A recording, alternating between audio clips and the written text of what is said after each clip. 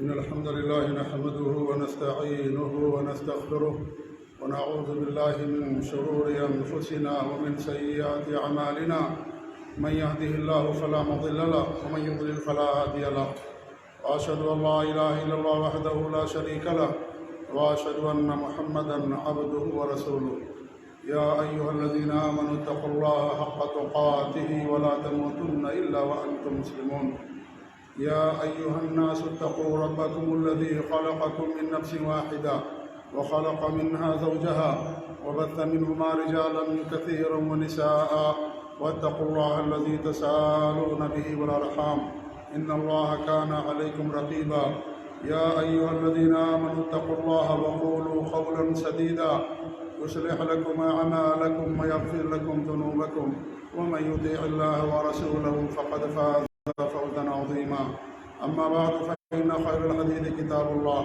وخير الهدي هدي محمد صلى الله عليه وسلم وشر الأمور محدثاتها وكل محدثة بدعة وكل بدعة ضلالة وكل ضلالة في النار فأعوذ بالله السميع العليم من الشيطان الرجيم من همزه ونفخه ونفثه بسم الله الرحمن الرحيم يا أيها الذين آمنوا كتب عليكم الصيام كما كتب على الذين من قبلكم لعلكم تتقون وقال أيضا شهر رمضان الذي أنزل فيه القرآن هدى للناس وبينات من الهدى والفرقان فمن شهد منكم الشهر فليصم وقال رسول الله صلى الله عليه وسلم من صام رمضان إيمانا واحتسابا غفر له ما تقدم من ذنبه ومن قام رمضان إيمانا واحتسابا غفر له ما تقدم من ذنبه ومن قام ليلة القدر إيمانا واحتسابا غفر له ما تقدم من ذنبه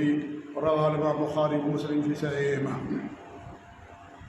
ہر قسم کی حمد و ثنا بڑائی اور بزرگی اس رب العالمین کے لیے ہے جس نے اپنے فضل خاص اور اپنی رحمت سے رمضان کا بابرکت مہینہ ہمیں نصیب فرمایا۔ رمضان کا مہینہ بڑا عظیم مہینہ ہے، قرآن کے نزول کا مہینہ ہے اور نیکیوں کا مہینہ، جہنم سے آزادی کا مہینہ، گناہوں کی مغفرت کا مہینہ۔ اس مہینے کے اندر شیطانوں کو جکڑ دیا جاتا ہے، جنت کے دروازوں کو کھول دیا جاتا ہے، جہنم کے دروازوں کو بند کر دیا جاتا ہے، اور روزانہ اللہ رب العالمین ہر رات لوگوں کو جہنم سے آزاد کرتا ہے۔ بڑا عظیم مہینہ ہے جو ہم پر سایہ فگن ہے، وہ خوش نصیب ہیں جنہیں رمضان کا مبارک مہینہ نصیب ہوتا ہے۔ اسی رمضان کے مہینے میں اللہ رب العالمین نے امت مسلمہ پر روزے کو فرض کر دیا۔ اللہ تعالیٰ کے ارشاد ہے فمن شہد منکم الشہر فلیصمہ، جو رمضان کا مہینہ پائے، رمضان میں وہ موجود ہو، ایسے آدمی پر اس کے روزے رکھنا فرض کر دیا گیا ہے۔ یا ایھا الذین آمنوا کتب علیکم الصیام کما کتب علی الذین من قبلکم لعلکم تتقون، اے ایمان والو تم پر روزوں کو، صیام کو فرض کر دیا گیا ہے جیسا سابقہ امتوں پر روزے فرض کر دیے گئے تھے، لعلکم تتقون، تاکہ تم متقی بن جاؤ، حقیقت میں متقی بن جاؤ، اللہ تعالیٰ سے ڈرنے والے، اللہ کا خوف کھانے والے، اللہ کے دین اور اس کی شریعت پر عمل کرنے والے بن جاؤ۔ اس لیے رمضان کے روزوں کو تم پر فرض کر دیا گیا۔ روزہ یہ عربی، یہ اردو لفظ ہے۔ روزے کو عربی زبان میں صوم کہا جاتا ہے، جس کی جمع صیام آتی ہے، اور صوم کا معنی ہوتا ہے رک جانا۔ صوم کا معنی ہوتا ہے رک جانا، دور ہو جانا، چھوڑ دینا، یہ صوم کا معنی ہوتا ہے۔ صوم کو صوم کیوں کہا جاتا ہے؟ اس لیے کہا جاتا ہے کہ اس میں ایک بندہ وہ چیز جو اللہ رب العالمین نے اس کے اوپر حلال کی تھی، اس سے وقتی طور پر وقتی طور پر ان چیزوں سے انسان دوری اختیار کر لیتا ہے، اس کو چھوڑ دیتا ہے، اسی لیے اس کو صوم کہا جاتا ہے۔ صوم کا معنی کیا ہے؟ صوم کی تعریف یہی ہے کہ صبح صادق سے لے کر کے اذان فجر سے لے کر کے سورج کے ڈوب جانے تک کھانے پینے اور بیوی کے پاس جانے سے، یا ان چیزوں سے جن سے انسان کا صوم اور روزہ ٹوٹ جاتا ہے، اس سے رک جانے کا نام صوم ہے۔ یہ اس کی تعریف ہے۔ آپ ذرا تعریف پر غور کیجئے اس تعریف پر غور کرنے سے ہمیں اندازہ ہو جائے گا کہ صوم حقیقت میں کس کو کہا جاتا ہے۔ صوم یا روزہ اللہ تعالیٰ کی جو حرام کردہ چیزیں ہیں ہمیشہ کے لیے، ان سے دوری اختیار کرنے کا نام نہیں ہے۔ صوم نام ہے ان چیزوں سے دوری اختیار کرنے کا جو ہمارے اور آپ کے اوپر اللہ نے ان کو حلال کیا تھا۔ وہ چیزیں ہمارے لیے حلال تھیں، ان کا کرنا ہمارے لیے جائز تھا، لیکن ایک وقت کے لیے اللہ رب العالمین نے ان چیزوں کو ہم پر منع کر دیا، اس کا نام صوم ہے۔ کھانا پینا ہمارے لیے حلال، ہمارے لیے جائز، بلکہ ضروری ہے کھانا پینا، ہماری زندگی کی بنیادی چیز ہے۔ انسان اگر نہیں کھائے گا، نہیں پانی پیے گا، مر جائے گا۔ یہ اللہ رب العالمین نے کھانے پینے کی چیزیں ہمارے لیے پیدا کی ہیں، پاکیزہ چیزوں کو اللہ رب العالمین نے ہمارے لیے حلال کر دیا ہے۔ لیکن رمضان میں دن میں صبح صادق سے لے کر کے سورج کے غروب ہونے تک ان چیزوں سے کھانے پینے سے رک جانے کا نام روزہ ہے۔ کھانا پینا ہمارے لیے حلال، اللہ نے ہمارے لیے کھانے پینے کی چیزیں پیدا کی ہیں، لیکن وقتی طور پر اللہ رب العالمین نے اس کو ہمارے اوپر حرام کر دیا۔ وقتی طور پر، صرف دن میں، رات میں نہیں، کب سے کب تک، صبح صادق سے لے کر کے سورج کے غروب ہونے تک، بس ان چیزوں سے آپ کو رک جانا ہے۔ کھانا پینا حلال تھا، وقتی طور پر منع کر دیا گیا۔ انسان بیوی کے پاس جاتا تھا دن میں، شریعت میں اس کو منع کر دیا گیا ہے کہ اگر آپ بیوی کے پاس جائیں گے دن میں، اگرچہ بیوی کے پاس جانا حلال، بلکہ انسان اگر بیوی کے پاس جاتا اس نیت سے کہ نیک اولاد کے اندر، امت محمدیہ کے اندر اضافہ ہوگا، پاک دامنی کی نیت سے شادی کرتا ہے اور اولاد، نیک اولاد پیدا کرنے کی نیت سے شادی بیاہ کرتا ہے، تو اللہ تعالیٰ اس کو بھی اس پر اجر دیتا ہے، نیکی دیتا ہے۔ یہ نیکی کا کام ہے بیوی کے پاس جانا، اس نیت کے ساتھ کہ ہم پاک دامن رہیں اور امت محمدیہ کے اندر اضافہ ہو، نیک اولاد پیدا ہو، ہم ان کی تربیت کریں گے، ان کو ہم دین سکھائیں گے اور امت محمدیہ کے اندر اضافہ ہوگا۔ یہ ثواب کا کام، اجر کا کام ہے۔ ہمارے نبی نے فرمایا تم اگر اپنی بیوی کے منہ میں لقمہ ڈالتے ہو، اس پر بھی تمہیں اجر ملتا ہے۔ اپنی بیوی کے پاس جاتے ہو، تمہیں اس پر ثواب ملتا ہے۔ صحابہ کرام نے کہا کہ ایک آدمی اپنی شہوت پوری کرتا ہے، اس کو ثواب کیسے ملتا ہے؟ ہمارے نبی نے فرمایا اگر وہ غلط طریقے سے، حرام طریقے سے اپنی شہوت کو پوری کرے گا، اسے گناہ ہوگا کہ نہیں ہوگا؟ کہا ضرور گناہ ہوگا۔ تو جب حلال طریقے سے پوری کرے گا، جو طریقہ اللہ نے حلال کیا ہے، نبی نے حلال کیا ہے، اس طریقے کے مطابق اگر اپنی بیوی کے پاس جائے گا تو اس کو ثواب کو نہیں ہوگا، ثواب ہوگا، اسے اجر ملے گا۔ اگرچہ انسان کی شہوت بھی پوری ہوتی ہے لیکن اس کی نیت درست ہے، اس لیے اللہ تعالیٰ اسے اجر بھی دیتا ہے۔ تو بیوی کے پاس جانا ثواب کا کام، حلال ہمارے لیے، لیکن دن میں منع کر دیا گیا ہے۔ دن میں اگر انسان بیوی کے پاس جائے گا اس کو کفارہ دینا پڑے گا۔ بڑا کفارہ ہے گردن آزاد کرنا۔ آج کل گردنوں کا اور غلاموں کا دور نہیں ہے۔ اس کے بعد کیا آتا ہے؟ 60 مسکینوں کا، یہ 60 دن کا روزہ رکھنا۔ اگر اس کی بھی طاقت نہ ہو تو 60 مسکینوں کو کھانا کھلانا۔ اگر کوئی آدمی بیوی کے پاس دن میں، رمضان میں دن میں جان بوجھ کر کے یہ جاتا ہے اور اس حکم کو بھی مانتا جانتا ہے کہ ایسا کرنے سے یہ چیز اس پر واجب ہو جائے گی یا حرام ہے، شریعت کے اندر منع کر دیا گیا، اس وقت اس حکم کو جانتے ہوئے اگر وہ جاتا ہے تو اس صورت میں اس کے اوپر ایک کفارہ لازم ہوتا ہے۔ ان تمام باتوں کا خلاصہ کیا ہے؟ خلاصہ یہ ہے کہ روزہ وقتی طور پر حلال چیزوں سے رک جانے کا نام ہے، حرام چیزوں سے رک جانے کا نام روزہ نہیں ہے۔ حرام چیزوں سے رک جانا تو ہمیشہ ہم سے مطلوب ہے، ہمیشہ، ہر وقت، ہر آن، ہر لمحہ۔ حرام چیز ایک لمحے کے لیے بھی ہمارے لیے حلال نہیں ہوتی ہے، ایک لمحے کے لیے بھی ہمارے لیے حلال ہو جائے۔ آج روزے کا حال کیا ہے؟ ہم یہ سمجھتے ہیں کہ بھائی روزہ آ گیا، چلو ہم جو ہے فلم نہیں دیکھیں گے، حرام ہے، رمضان میں نہیں دیکھیں گے، داڑھی نہیں مڑائیں گے۔ جیسے رمضان کا مہینہ گزر جائے گا لوگ فلمیں دیکھنا شروع کر دیں گے، نماز چھوڑنا شروع کر دیں گے۔ رمضان کا مہینہ ہے، کچھ لوگ تو رمضان بھر نماز بھی نہیں پڑھتے، چند دن نماز پڑھیں گے، قیام اللیل تراویح بھی پڑھیں گے، اس کے بعد چھوڑ دیں گے اور پھر کہیں گے کہ رمضان کا مہینہ بابرکت مہینہ ہے، رمضان کے مہینے بھائی نماز نہیں چھوڑنا چاہیے، لہذا رمضان کے مہینے میں نماز پڑھیں گے۔ ٹھیک ہے، رمضان کے مہینے میں پڑھا آپ نے، لیکن کیا صرف رمضان کے مہینے ہی میں نماز پڑھنا فرض کیا گیا ہے؟ نماز تو ہمیشہ فرض ہے۔ نماز کا روزے سے کوئی تعلق نہیں ہے کہ رمضان کے مہینے ہی میں روزہ نماز فرض کیا گیا ہے۔ نماز تو اللہ رب العالمین نے ہمارے اوپر ہمیشہ فرض کیا ہے۔ داڑھی موڑنا ہمیشہ حرام ہے، اس کا رمضان سے کوئی تعلق نہیں ہے کہ رمضان میں آپ نہیں موڑیں گے، گناہ ہے، رمضان کے بعد کوئی گناہ نہیں، حرام ہمیشہ ہے یہ چیز۔ بیڑی سگریٹ پینا ہمیشہ حرام ہے، صرف رمضان کے مہینے میں حرام نہیں ہے کہ رات میں بھی انسان نہ پیے، بلکہ اللہ رب العالمین اس کو ہمیشہ حرام کر دیا۔ یہ خبیث چیز ہے، بدبودار چیز ہے، نقصان دہ چیز ہے، اسراف ہے، فضول خرچی ہے، صحت کو برباد کر دینے والی چیز ہے، اس لیے یہ چیز ہمیشہ ایک بندے مومن پر حرام رہتی ہے۔ تو روزہ یہ حرام چیزوں سے حقیقت میں رک جانے کا نام نہیں ہے۔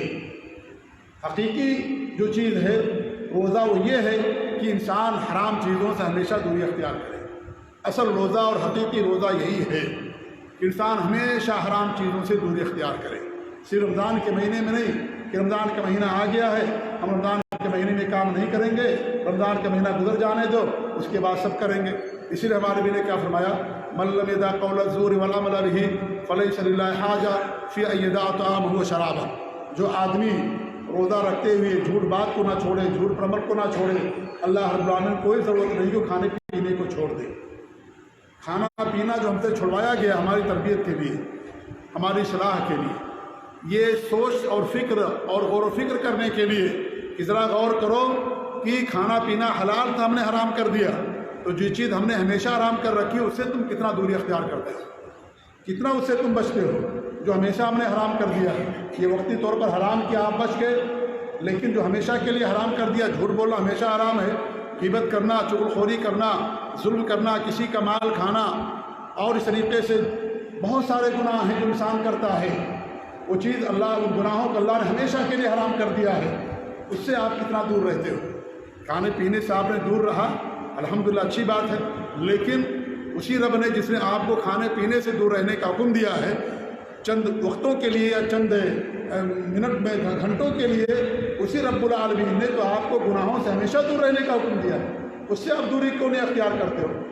ایک بات کو لے لیا، دوسرے بات کو چھوڑ دیا، وقتی طور پر آپ نہیں کھانا کھائے، نہیں پانی پیا، اور باقی جو چیز اللہ نے ہمیشہ کے لیے حرام کر دیا اس سے کتنا ہم دور رہتے ہیں۔ یہ اللہ رب العالمین اس کے ذریعے سے ہماری تربیت کرنا چاہتا ہے۔ اس لیے میرے بھائیو، حقیقی اور اصلی روزہ یہ ہے کہ انسان تمام گناہوں سے ہمیشہ دوری اختیار کرے۔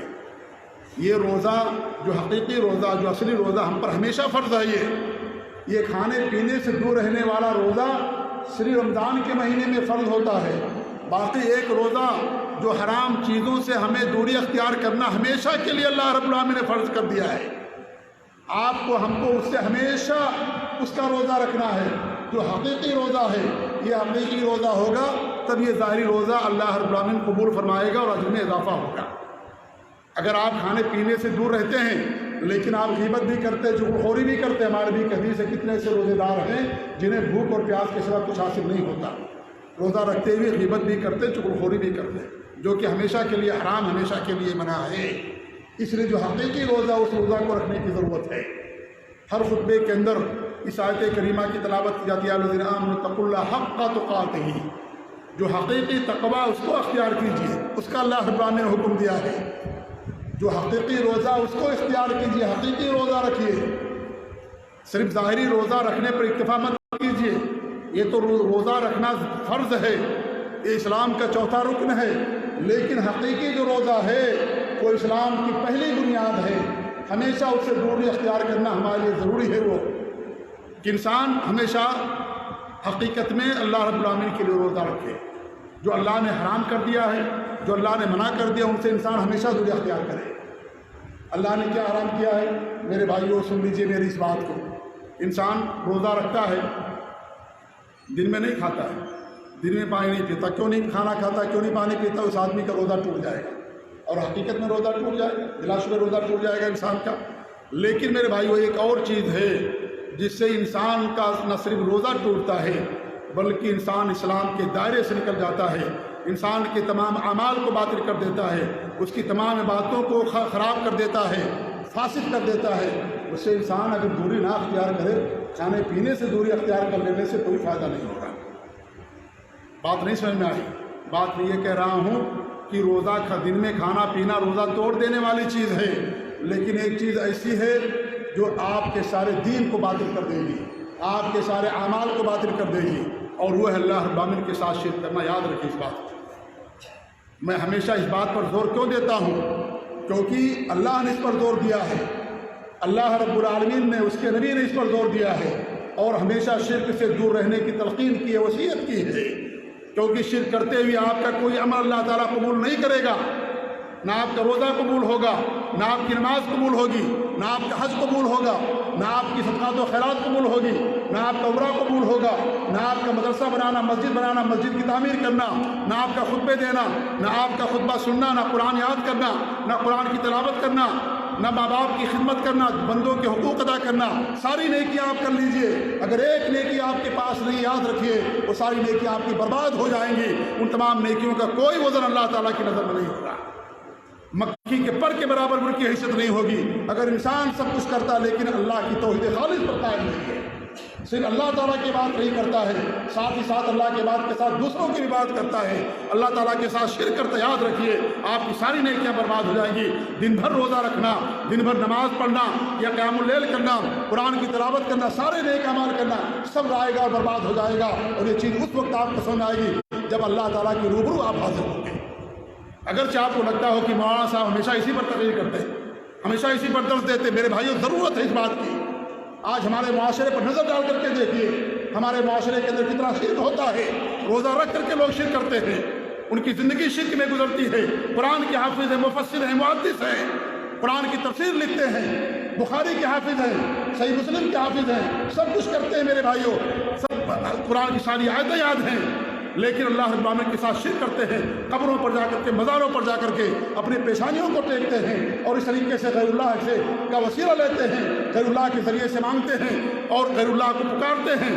یہ سب جاننے کے باوجود قرآن سینے محفوظ ہے ان کے، لیکن کیا فائدہ ہے قرآن سینے محفوظ ہونے سے؟ اس لیے میں بار بار کہتا ہوں، حافظ قرآن کے ساتھ ساتھ عامل قرآن بنیے۔ جنت میں جانے کے لیے حافظ قرآن ہونا شرط نہیں ہے، لیکن عامل قرآن ہونا شرط ہے۔ جو عامل قرآن ہوگا وہی جنت کے اندر جائے گا۔ حافظ قرآن صحابہ کرام بھی، تمام صحابہ حافظ قرآن نہیں تھے، چند صحابہ کرام قرآن کے حافظ تھے، سب حافظ نہیں تھے قرآن کے، چند صورتیں ان کو یاد تھیں، لیکن جنت کے بالا خانوں کے اندر ہوں گے تمام صحابہ کرام۔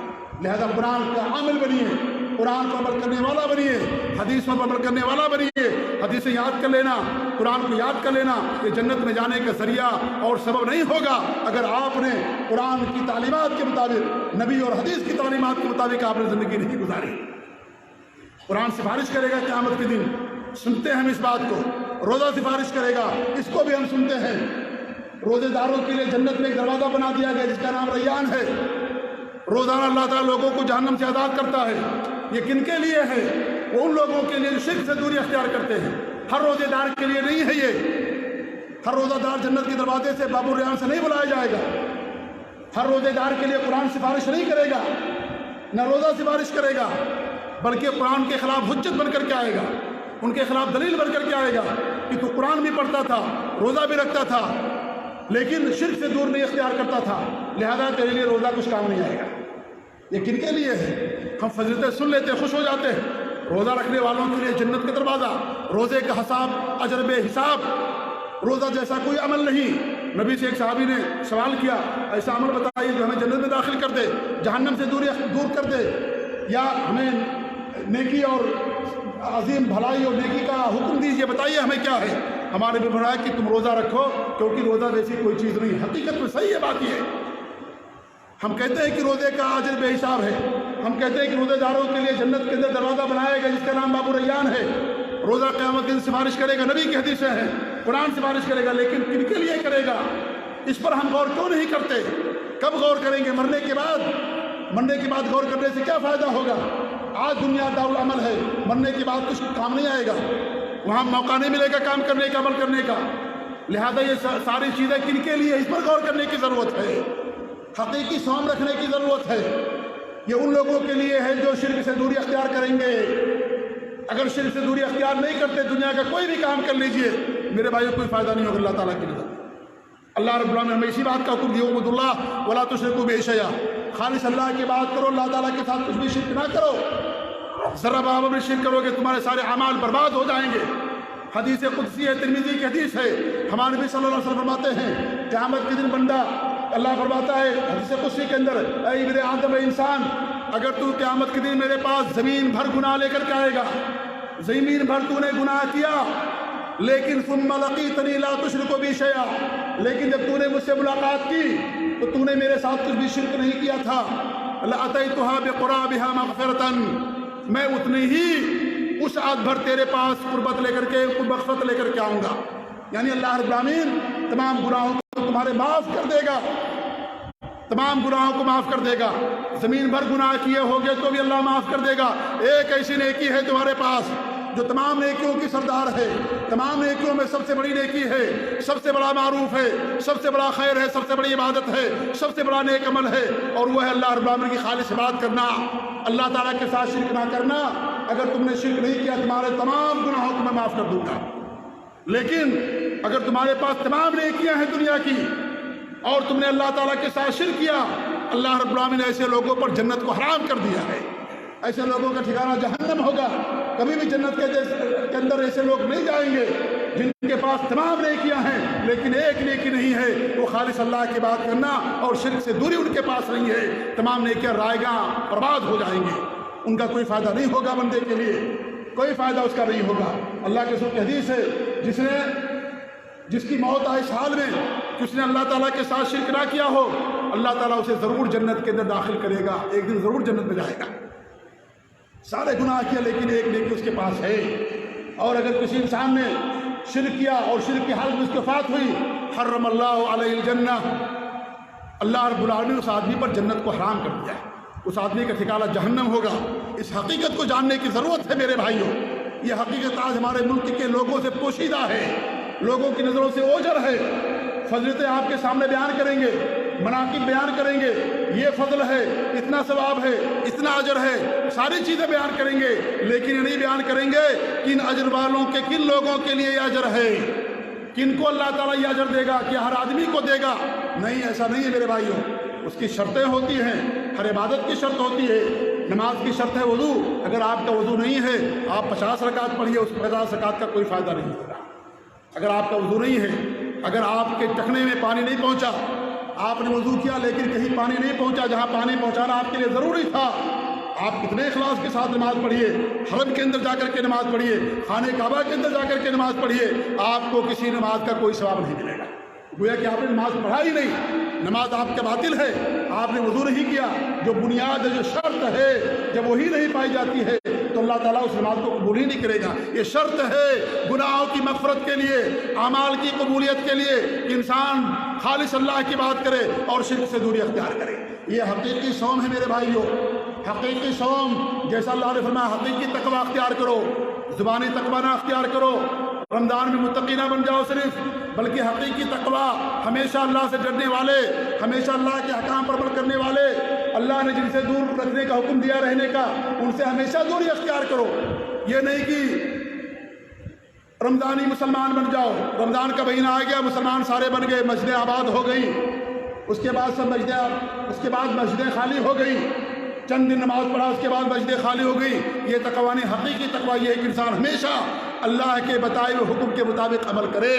حقیقی روزہ یہ ہے کہ انسان ہمیشہ شرک سے اور جو چیزیں منع ہیں شریعت کے اندر حرام ہیں ان تمام چیزوں سے انسان دوری اختیار کرے، ہمیشہ دوری اختیار. یہ حقیقی روزہ، اس کو رکھنے کی ضرورت ہے. تب یہ روزہ ہمارے لیے قیامت کے دن سفارش بنے گا. تب یہ روزہ، تب ہمیں جنت کے دروازوں میں سے باب الریان سے بلایا جائے گا. تب یہ روزہ ہمارے لیے سفارش کرے گا. تب یہ روزہ بے حساب اجر اللہ تعالیٰ اس پر ہمیں دے گا. اگر یہ ساری چیزیں، اگر یہ چیز ہمارے پاس نہیں ہے تو یہ رائیگاں ہو جائے گی، برباد ہو جائے گی. صرف کھانا اور بھوک اور پیاس کے سوا کچھ نہیں حاصل ہوگا. جیسا کہ نبی صلی اللہ علیہ وسلم فرمایا کہ روزے کا درس ہے میرے بھائیوں. یہ روزہ ہمیں اس بات کی تعلیم دیتا ہے کہ ہم حقیقی روزے دار بنیں، حقیقی روزے دار بنیں. وہ لوگ عمرہ کرنے جاتے ہیں، حج کرنے جاتے ہیں میرے بھائیوں، آپ دیکھیے شرک بھی کرتے ہیں ساتھ ساتھ، روزہ رکھتے ہیں، شرک بھی ساتھ ساتھ کرتے ہیں. شرک کیا ہے؟ اللہ رب العالمین جو خصوصیات ہیں ان خصوصیات میں سے کسی بھی خصوصیت کو اللہ کے علاوہ کسی اور کے لیے ماننا، اس کو شرک کہا جاتا ہے. اللہ کی خصوصیت ہے کہ اللہ ہی عالم الغیب ہے، اللہ کے علاوہ کسی کو عالم الغیب مانتے اللہ تعالیٰ کے ساتھ شرک ہے. اللہ ہی اولاد دیتا ہے، اللہ رب العالمین ہی سب کو اولاد دینے والا، وہی دنیا کا نظام چلانے والا، وہی ساری باتوں کا مستحق ہے. اگر آپ اللہ کے علاوہ کسی اور سے اولاد مانگتے ہیں اور عبادتوں میں سے کسی بھی عبادت کو اللہ کے علاوہ کسی اور کے لیے کرتے ہیں، یہ اللہ رب العالمین کے ساتھ شرک ہے. قل ان صلاتی و نسکی و محیای و مماتی اللہ رب العالمین. آپ کہہ دیجیے میری نماز، میرا مرنا، میرا جینا، میری ساری عبادتیں، میری ساری زندگی، میری موت، سب کچھ اللہ رب العالمین کے لیے ہے. لا شریک لہ وبذالک امرت، اللہ کا کوئی شریک نہیں ہے، مجھے اسی کا حکم دیا گیا ہے، وانا اول المسلمین، اور میں سب سے پہلا مسلمان، سب سے پہلا سچا تابعدار ہوں۔ اسی بات کا حکم دیا گیا، فصل لربک وانحر، اپنے رب کے لیے نماز پڑھیے، اپنے رب کے لیے قربانی کیجیے، اپنے رب کے لیے نماز پڑھیے، اپنے رب کے لیے قربانی کیجیے، ساری باتیں خالص اللہ رب العالمین کے لیے۔ وما خلقت الجن والانس الا لیعبدون، ہم نے انسانوں اور جناتوں کو خاص اپنی عبادت کے لیے پیدا کیا ہے۔ یہ ہماری مقصد تخلیق ہے، یہ ہماری دنیا میں آنے کا مقصد ہے، کائنات کے وجود کا مقصد یہی ہے، اللہ کی توحید، اللہ کی وحدانیت کے اقرار کرنا، خالص اللہ رب العالمین کی بات کرنا، اس کے بعد میں کسی کو شریک نہ کرنا۔ اس لیے اللہ نبیوں کو بھیجا، اللہ نے کتابیں اتاری۔ اسی بنیاد پر انسان کی دو قسمیں ہوتی ہیں، ایک مومن ہوتا ہے اور ایک کافر ہوتا ہے۔ جو خالص اللہ پر ایمان رکھے، اللہ تعالیٰ کے ساتھ کچھ بھی شرک نہ کرے، وہ مومن ہے۔ جو اللہ پر ایمان نہ لائے، اللہ تعالیٰ کے ساتھ شرک کرے، وہ کافر ہے۔ اسی کے لیے جنت بنائی گئی ہے، اسی کے لیے جہنم بنائی گئی ہے، اسی لیے آسمان و زمین کی تخلیق ہوئی۔ اسی لیے میرے بھائیوں، سب کچھ یہی بنیاد ہے، یہ توحید بنیاد ہے تمام عبادات کی، شرک سے دور رہنا تمام اعمال کی بنیاد ہے، یہی گناہوں کے کفارے کا، مغفرت کا ذریعہ اور سبب ہے۔ اگر یہی چیز ہمارے پاس نہیں رہے گی تو ہمارے پاس اور بھی نیکیاں ہوں، ان نیکیوں کا کیا فائدہ؟ آپ کتنے بھی تندرست ہو، اگر آپ کا دل بیمار ہے، خراب ہے، ایک دن سب جسم ٹوٹ جائے گا، کمزور ہو جائے گا، خراب ہو جائے گا۔ کینسر کی بیماری لگی ہوئی ہے، آپ ظاہر بظاہر کتنے اچھے نظر آتے ہوں، کتنے صحت مند کیوں نہ ہوں، لیکن ایک دن آپ کا جسم لاغر ہو جائے گا، کمزور ہو جائے گا۔ وہی معاملہ یہاں بھی ہے، اگر آپ نے تمام نیکیاں کی، لیکن جو اصل نیکی ہے، جو بنیاد ہے جنت میں جانے کے لیے اور جہنم دوری اختیار کرنے کے لیے، اگر وہ نیکی ہمارے پاس نہیں ہے تو میرے بھائیوں اس کا کوئی فائدہ نہیں۔ یہ بنیاد ہے، گناہوں کی مغفرت کے لیے ذریعہ ہے۔ اللہ رب العالمین تمام گناہوں کو معاف کر دے گا، ایک دن ضرور جنت کے اندر ہو جائے گا، بشرطے کہ وہ اللہ رب العالمین کے ساتھ شرک کرنے والا نہ ہو، خالص اللہ رب العالمین کی بات کرنے والا ہے۔ اس حقیقت کو سمجھنے کی ضرورت ہے میرے بھائی، اس لیے بار بار اس بات کی طرف ہم تعلیم دیتے ہیں، اس بات کی طرف آپ لوگوں کو بلاتے ہیں کہ میرے بھائی حقیقی مومن بنیے، حقیقی مومن بنیے، اللہ تعالیٰ کے ساتھ شرک کرنے والا نہ بنیے۔ اور ایک مسلمان اللہ پر ایمان رکھتے ہوئے بھی اللہ تعالیٰ کے ساتھ شرک کر سکتا ہے۔ یہ بھی بہت بڑا مغالطہ ہمارے ملکوں کے اندر، لوگ یہ سمجھتے ہیں جو مسلمان کبھی مشرک نہیں ہو سکتا۔ نہیں، مسلمان بھی اللہ تعالیٰ کے ساتھ شرک کر سکتا ہے مسلمان۔ اللہ کے رسول کی حدیث ہے، آپ نے فرمایا کہ قیامت نہیں قائم ہوگی جب تک کہ ہماری امت کے لوگ شرک کرنا نہیں شروع کر دیں گے، شرک میں ملوث نہیں ہو جائیں گے۔ ہمارے قرآن کریم اللہ رب العالمین نے فرمایا، اے ایمان والو، تم اہل کتاب کے روش سے بچو، اہل کتاب نے شرک کیا، لہذا مسلمان بھی اللہ تعالیٰ کے ساتھ شرک کرے گا۔ ہمارے نبی نے فرمایا ایک ایسا زمانہ آئے گا کہ مسلمان تم لوگ اہل کتاب کی روش اختیار کرو گے، اہل کتاب کے نقش قدم پر چلو گے، اہل کتاب کے اندر جو جو برائیاں ہیں وہ ساری برائیاں تمہارے اندر پائی جائیں گی، یہاں تک کہ اگر کسی نے اپنی ماں کے ساتھ اعلانیہ زنا کیا ہوگا، ہماری امت کے اندر ایسے لوگ پیدا ہوں گے جو اپنی ماں کے ساتھ بھی نعوذ باللہ زنا کریں گے۔ یہ نبی کی حدیث ہے، یہ نبی کا فرمان ہے، یہ آپ صادق مصدوق ہیں۔ آپ نے فرمایا کہ ایسا بھی ہماری امت کے اندر لوگ ہوں گے جو اپنی ماں کے پاس اعلانیہ زنا کریں گے، کیونکہ پہلے زمانے میں ایسا ہوا، اہل کتاب نے کیا، یہود و نصارہ نے کیا، لہذا تم کے نقش قدم کی پیروی کرو گے۔ اہل کتاب نے شرک بھی کیا، اہل کتاب نے کفر بھی کیا، اہل کتاب کے اندر نفاق بھی پایا گیا، یہ ساری چیزیں اس امت کے اندر بھی پائی جائیں گی۔ اسے دھوکے میں مت رہیے کہ کلمہ پڑھ لیا مسلمان ہو گئے خلاص، اب کوئی جنت میں جانے سے نہیں ہو سکتا، کچھ بھی کرے نہیں، کچھ بھی کرنے سے نہیں ہوتا۔ آپ کچھ بھی کریں گے اگر نبی کی اور اللہ کی تعلیمات کے غیر خلاف ہے تو اس کی آپ کی پکڑ ہوگی، اور سب سے بڑا منکر و شر ہے وہ اللہ تعالیٰ کے ساتھ شرک کرنا ہے۔ اور میں بار بار یہ بات کہتا ہوں، میرے بھائی یاد رکھو میری اس بات کو کہ شرک کرنا اللہ تعالیٰ کے ساتھ غداری ہے، اس سے بڑی کوئی غداری نہیں ہے دنیا کے اندر۔ سب سے بڑی بے وفائی، سب سے بڑی غداری اللہ تعالیٰ کے ساتھ۔ جو کسی ملک کا غدار ہوتا ہے اس ملک کے لوگ اسے پھانسی دے دیتے ہیں، اسے زندہ نہیں چھوڑتے، اسے اس ملک میں جینے کا رہنے کا حق حاصل نہیں ہوتا۔ جو ملک کے ساتھ غداری کرے، ایسے جو اللہ تعالیٰ کے ساتھ غداری کرے گا اس کو اللہ رب العالمین کبھی معاف نہیں کرے گا۔ جنت میں جانے کا حق چھوڑ دیا، اس نے باطل کر دیا جنت میں جانے کا حق، کیونکہ اللہ نے شرط لگائی تھی، وہ شرط اس کے پاس نہیں پائی گئی، اسے جنت کے اندر ایسا بندہ کبھی نہیں جا سکتا۔ غدار ہے اللہ رب العالمین کا، وہ شریعت کا غدار ہے، دین کا غدار ہے۔ جو ملک کا غدار ہو پھانسی کا حق رکھتا ہے، جو دین کا غدار ہو کیا جنت کا حق رکھے گا؟ کہ جنت اسے ملے گی؟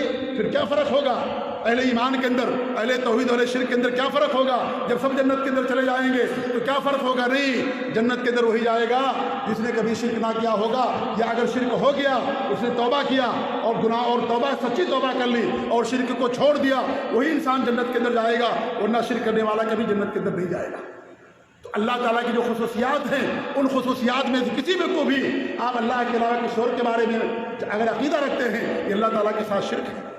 لوگ نبیوں کو پکارتے ہیں، اللہ کے رسول کو پکارتے ہیں، یہ بھی اللہ تعالیٰ کے ساتھ شرک ہے۔ میں نے کتنے لوگوں کو کہتے ہوئے سنا، اے نبی قیامت کے دن ہماری سفارش فرما دینا۔ نبی کو پکار رہے میرے بھائی، حرام ہے یہ کرنا۔ یہ شرک ایسے ہے جیسے کوئی اللہ کے علاوہ کسی اور سے اولاد مانگتا ہے۔ شفاعت دینے کا مالک اللہ ہے، شفاعت دینے کا حق اللہ کے پاس ہے۔ قل للہ الشفاعۃ جمیعا، فرما دیجئے تمام شفاعتیں اللہ رب العالمین کے لیے ہیں، اللہ کے علاوہ کوئی شفاعت کا مالک نہیں ہے۔ اولاد دینے کا مالک اللہ تعالیٰ ہے، اسی سے اولاد مانگی جائے گی، لہذا شفاعت دینے کا مالک اللہ تعالیٰ ہے، اسی سے شفاعت مانگی جائے گی۔ اللہ کے علاوہ کسی اور سے شفاعت مانگنا یہ حرام ہے، یہ اللہ رب العالمین کے ساتھ شرک ہے۔ نبی سے کہتے ہیں نبی قیامت ہماری سفارش کر دینا، اے نبی ہمیں جنت میں داخل کر دینا۔ اگر نبی کے ہاتھ میں ہوتا تو کیا نبی ابو طالب کو جنت میں داخل نہیں کر سکتے تھے؟ ہم سے اور آپ سے زیادہ ابو طالب نے مدد کی تھی ہمارے نبی کی، ہمارے نبی کا ساتھ دیا تھا، ایمان نہیں تھا ان کے پاس لیکن ساتھ زیادہ دیا تھا، ہمارے نبی کی جان کی حفاظت کے لیے سب کچھ لگا دیا تھا انہوں نے۔ اتنا پیار اتنا شفقت کے ساتھ ہمارے نبی کو پالا کہ آپ سوچ بھی نہیں سکتے۔ رات نبی سوتے تھے، رات کے اندر رات کے جو ہمارے نبی صلی اللہ علیہ وسلم سوتے تھے بستر کے اوپر، جب رات گزرتی تھی ابو طالب ان کے چارپائی کو بدل دیا کرتے تھے کہ کسی کافر نے دیکھ لیا ہوگا کہ محمد صلی اللہ علیہ وسلم اس گھر کے اندر اس پر چارپائی پر سوئے ہوئے ہیں، ایسا نہ ہو کہ ہم سارے لوگ سو جائیں، کوئی رات کی تنہائی میں آ کر کے محمد صلی اللہ علیہ وسلم کو قتل کر دے۔ اتنی شفقت تھی ان کی اپنے بھتیجے کے ساتھ، اتنا پیار اور محبت تھا میرے بھائیوں کہ رات کی تنہائی میں تاریکی میں چارپائی بدل دیا کرتے تھے، کہتے تھے اس چارپائی کو چھوڑ دو، اس چارپائی پہ جا کر کے تم سو جاؤ، یہ پوری قوم تمہاری دشمن ہے، یہ سب تمہارے دشمن ہے، مجھے ڈر ہے کہ کہیں رات میں آ کر کے وہ تمہیں قتل نہ کر دے، تمہیں مار نہ ڈالے۔ میں نے اپنے باپ سے وعدہ کیا تھا عبدالمطلب سے کہ میں تمہاری حفاظت کروں گا اپنی، جب تک میرے پاس توفیق رہے گی یا جب تک میرے پاس استطاعت رہے گی، اس لیے مجھے تمہاری جان کا ڈر لگتا ہے۔ رات میں جب سوتے تھے ان کے بستر کو چارپائی کو بدل دیا کرتے تھے، اتنے پیار کے ساتھ پالا، اتنی محبت کے ساتھ پالا، لیکن کچھ کام آ سکے؟ نہیں کچھ کام آ سکے۔ ہمارے نبی سے پوچھا تھا ہمارے نبی کی چچا عباس رضی اللہ عنہ نے کہ ہمارے بھائی ابو طالب نے بڑی مدد کی آپ کی، بہت آپ کا ساتھ دیا، پوری قوم سے دشمنی مول لے لی، پوری قوم سے دشمنی مول لے لی، تمام کفار مشرکین ایک طرف تھے، ابو طالب ایک طرف تھے، ایک طرف تھے وہ۔ بھتیجے کو اگر ذرا برابر نقصان پہنچا میں اس کی جان لے لوں گا، مجھے نقصان پہنچ جائے مجھے گوارا ہے، لیکن ہمارے بھتیجے کا اگر بال بھی بیکا ہوا تو میں کسی کو زمین پر رہنے نہیں دوں گا، میں اسے قتل کر دوں گا، میں قوم کا سردار ہوں، میں اسے چھوڑوں گا نہیں جو ہمارے بھتیجے کو ذرا برابر نقصان پہنچائے گا۔ یہ ابو طالب تھے۔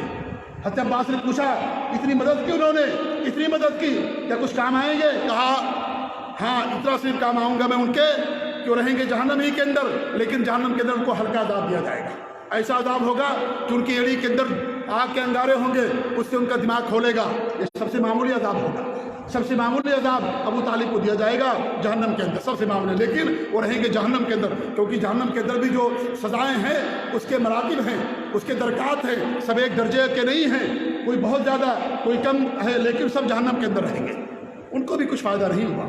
آپ کلمہ پڑھ لو اور کلمے کے مطابق عمل نہ کرو، کیا فائدہ اس کا؟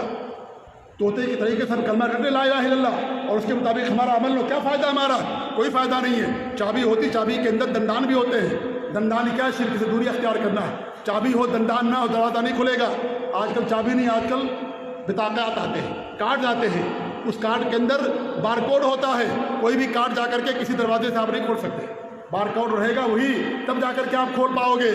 ایسے جنت کے دروازے ہیں، جنت کی کنجی ہے لا الہ الا اللہ، لیکن ہر کنجی کے اندر دندان ہوتے ہیں، بار کوڈ ہوتا ہے، اگر بار کوڈ نہیں رہے گا، بدعات اور شرک کے اختیار کیے ہوں گے، توحید خالص نہیں ہوگی، تو بار کوڈ آپ کے بطاقے میں نہیں پایا جاتا ہے، وہ ایک عام بطاقہ کارڈ ہو جائے گا، اس سے جنت کا دروازہ نہیں کھلے گا۔ جنت کا دروازہ کھلے گا اس بطاقے اس کارڈ سے جس کے اندر بار کوڈ ہوگا، جس کے اندر توحید خالص ہوگی، شرک سے دوری ہوگی، نبی کی تعلیم کے مطابق عمل ہوگا، ایسے وہ بار کوڈ والے بطاقے سے آپ کے جنت کا دروازہ کھلے گا، ہر بطاقے سے جنت کا دروازہ نہیں کھلے گا۔ لہذا اس کو یاد رکھو میرے بھائی، اس حقیقت کو یاد رکھیے، یہ رمضان کا مہینہ ہمیں اسی کا درس دیتا ہے۔ کہ روزہ رکھ لیا، شرک سے دوری اختیار کیا کہ نہیں اختیار کیا، یہ سب سے بڑا گناہ ہے۔ روزہ توڑ دو گے، بعد میں ایک دن قضا کر دو، کوئی پہاڑ نہیں ٹوٹ جائے گا، جہنم کے اندر نہیں جاؤ گے، بعد میں قضا کر لینا، توبہ کر لو، بعد میں قضا کر دینا۔ لیکن اگر شرک کیا، خلاص سب اعمال برباد ہو جائے گا، سب اعمال تباہ ہو جائیں گے، کسی عمل کا کوئی فائدہ نہیں ملے گا۔ اس لیے میرے بھائی جو روزے کا حقیقی درس ہے، حقیقی روزہ رکھیے، ہمیشہ رکھیے حقیقی روزہ، شرک سے ہمیشہ دوری اختیار کیجیے، تب جا کر کے ہماری زندگی کا فائدہ ہوگا، تب جا کر کے اللہ تعالیٰ کی جنت کے ہم حقدار بنیں گے۔ ورنہ اگر ہم نے سب کچھ کر لیا لیکن ایک نیکی نہیں کی، میرے بھائیو اس کا کوئی آپ کو فائدہ نہیں ہوگا۔ آپ کو میں بتا رہا تھا صفات کے تعلق سے کہ لوگ اللہ تعالیٰ کو، نبی کو اللہ تعالیٰ کے ساتھ شریک کرتے، کہتے ہیں نبی صلی اللہ علیہ وسلم ہماری سفارش کر دیجئے، یہ کہنا حرام ہے، شرک ہے۔ آپ یہ کہیے اے اللہ تعالیٰ قیامت کے دن اپنے نبی کی سفارش نصیب فرما، یہ آپ کہیے، یہ آپ کہیے اللہ تعالیٰ سے، کیونکہ اللہ تعالیٰ ہی سفارش کا حق رکھتا ہے۔ اللہ سے مانگیے کہ اللہ تعالیٰ قیامت کے دن اپنے نبی صلی اللہ علیہ وسلم کی سفارش ہمیں نصیب فرمانا۔ یہ توحید ہے، خالص اللہ کے رسول سفارش مانگنا، یہ اللہ تعالیٰ کے ساتھ شرک، یہ حرام ہے۔ کتنے روزے دار، لمبی داڑھی، مولانا، عالم ہے، اور باقاعدہ کہتے ہیں نبی کہ نبی ہمیں قیامت کی سفارش کر دینا۔ ایسی جیسے کوئی کہے کہ فلاں صاحب ہمیں اولاد دے دو، اے فلاں صاحب روزی دے دو، اے فلاں صاحب بارش برسا دو، اے فلاں صاحب فلاں کو مار دو، فلاں کو زندہ کر دو، جو مر گیا ان کو زندہ کر دو۔ یہ وہی ہے جیسے کوئی ساری باتیں کہیں۔ اس لیے میرے بھائیوں، توحید کی حقیقت کو سمجھیے، شرک کی خطرناکی کو، اس کی تباہ کاری کو سمجھیے۔